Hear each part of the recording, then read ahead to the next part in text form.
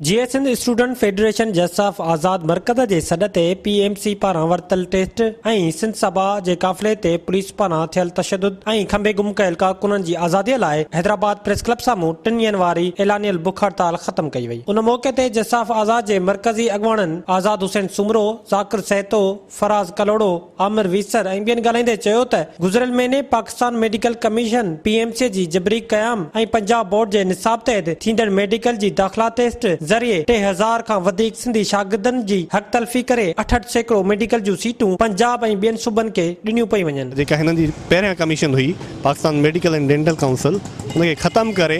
हिननि पंहिंजो PMC Pakistan medical commission क़ाइमु कई, जंहिंजे तहत सिंधी शागिर्दनि जा हक़ गज़ब कया पिया वञनि। MBBS में 68% जेको आहे पंजाब जे शागिर्दनि ऐं ॿियनि सूबनि जे शागिर्दनि खे एवेलेबल ॾिनी वई आहे ऐं जेका टेस्ट वरिती वई उहा बि पंजाब जे बोर्ड जे निसाब मां वरिती वई आहे। हिते उहो कोर्स पढ़ाया ई कोन पिया वञनि जिन मां हिननि टेस्ट वरिती आहे। असां मुतालबो था कयूं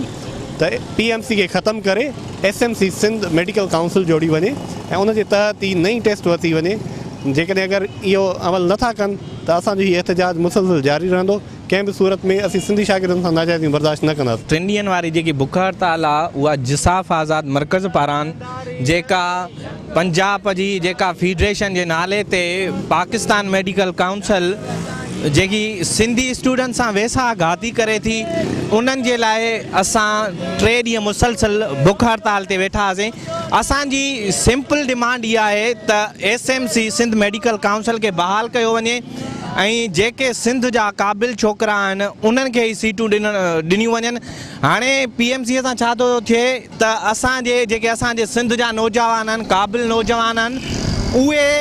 पोइते रहिजी था वञनि ऐं ॿियनि सूबनि जा असांजे सूबनि में असांजे डिस्ट्रिक्ट ऐं डिवीज़न जे सीटुनि ते अचे उहे दाख़िला था वठनि। जसाफ आज़ाद 3 ॾींहनि जी बुख हड़ताल खां पोइ हिन वक़्तु उनजो टाइम पूरो थियो आहे, बुख हड़ताल ख़तमु कई आहे। जीअं सिंध क़ौमी पार्टी उन्हनि जी हिमायत करे थी ऐं हिननि जा जेके नुक़्ता आहिनि हिकिड़ो त जेको पंजाब हिन भेरे टेस्ट जेका माना फेडरल लेवल ते वरिती वई आहे उन टेस्ट जो जेको गैर मयारी हुजणु आहे ऐं उन सां गॾु जेको सूबनि जा ख़ुदमुख़्तियारी उन में मुदाख़लत आहे वफ़ाक़ तरफ़ां उन जे अमल जे ख़िलाफ़ु ऐं उन सां गॾु सिंध सभा सां जेको तज़लील वारो रवैयो सिंध पुलिस रखियो आहे। जो एहतजाज जेको हुयो सो जेको बि उन ॾींहुं थियो ॿारबो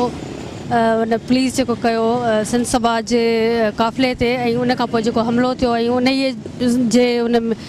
रिएक्शन में ही जेको उन खां अलावा ॿियूं बि हिन जी डिमांड्स हुयूं पर उन जो वधीक फोकस उन ते बि हुयो त जेको मिसिंग पर्सन्स जेके काफ़िले ते हमिलो थियो ऐं उन ई जे ई करे ही हिते जेको 3 ॾींहनि जी रखी वई हुई बुख हड़ताल सो जेका अॼु हींअर इख़्तिताम ते पहुती आहे। विज़िट कयो अवामी आवाज़ मीडिया ग्रुप जी वेबसाइट awamiawaz.pk